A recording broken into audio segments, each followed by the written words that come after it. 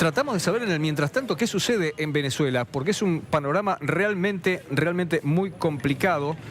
Y vamos a tratar de hablar con Leandro Querido. Leandro Querido, a quien tengo el gusto de saludar ahora, es director de Transparencia Electoral, él es politólogo, es docente de la Universidad de Buenos Aires, observador electoral de la OEA, ha estado en varias elecciones, incluso en la de Venezuela. Sí. Bueno, la pregunta que tengo que hacerte, obviamente, por tu expertise es, ¿hay salida democrática para Venezuela?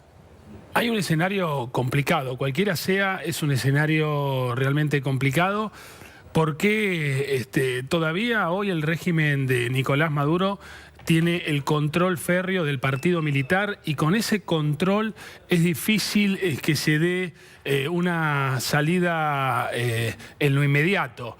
También es verdad que es muy difícil mantener por parte del régimen, ¿no?, el control de esa presión que se está generando a nivel internacional y a nivel local, a nivel nacional. Realmente es un gran problema para el régimen porque tiene que estar el aparato represivo del Estado todo el día en la calle tratando de contener a la gente, ¿no? Digo que cada vez se torna más numerosa. La movilización que se realizó ahora a Ramos Verde, a la cárcel donde está Leopoldo López, ha sido multitudinaria, muy importante. Y lo razonable o esperable es que esas movilizaciones cada vez sean más recurrentes y con mayor participación. Estamos hablando de la posibilidad de una salida democrática para Venezuela cuando el régimen está cada vez más encerrado en sí mismo, cuando el régimen está cada vez más desatado en la calle con la represión y cuando el régimen incluso ni siquiera ha dado fecha cierta de algunas elecciones que ya se tendrían que haber realizado y otras que deberían ser inminentes. Sí, lo que está faltando acá, Pepe, para el análisis tiene que ver a veces con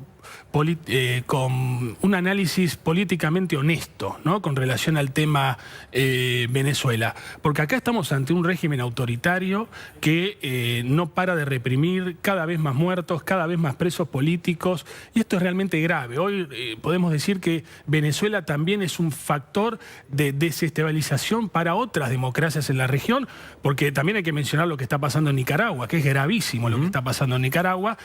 Por lo tanto, habrá que ver cómo sigue, pero lo cierto es que esta situación se torna insostenible en el corto plazo, ¿no? Y en el medio el cuadro social realmente dramático que sí existe en Venezuela. Y una información con la que di en el día de hoy, en donde el Tribunal Superior de Justicia está tomando determinaciones que no lo alejan del autogolpe, como se lo llamó en su momento por instrucción de Nicolás Maduro. Recordemos que ese tribunal no es independiente, ni muchísimo menos, pero ahora está hablando de disposiciones para los partidos políticos que tienen un piso mínimo de un 1%, que era lo que reclamaba la ley para poder participar de elecciones. Lo baja al 0,5% si consigue posiciones en 12 estados y si consigue una cantidad de firmas mínimas.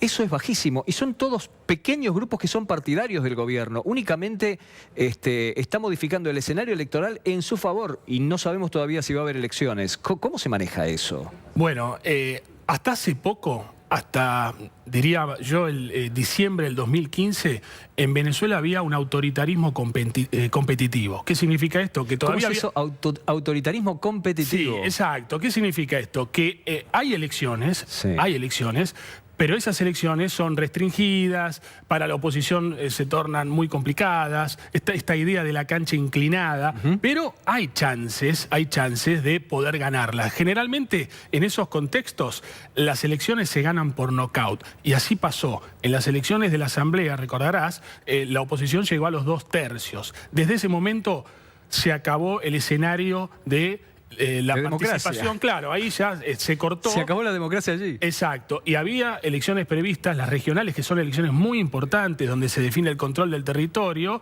para fines del año pasado, fueron suspendidas con argumentos realmente extraños, ¿no? Digo, hasta tanto el oficialismo no pueda ganar una elección, no se darán elecciones. Hasta un revocatorio se suspendió, que está en la Constitución. Claro, el revocatorio se lo trabó con argumentos legales, porque ellos tienen un control férreo del partido militar Militar, pero también del Consejo Nacional Electoral, que es la máxima autoridad electoral, y como decías vos, del Tribunal Supremo de Justicia. Por lo tanto, lo único que no controlan al día de hoy es la Asamblea. Por eso decidieron asfixiarla con una serie de iniciativas y por eso, a partir del momento en donde se limita el poder de la Asamblea, es cuando la gente decidió salir a la calle, obviamente porque ahora la salida es electoral o electoral, ¿no? Para la oposición. Leandro, gracias por tu tiempo. A ustedes, gracias. Vamos a seguir en detalle lo que está pasando en Venezuela.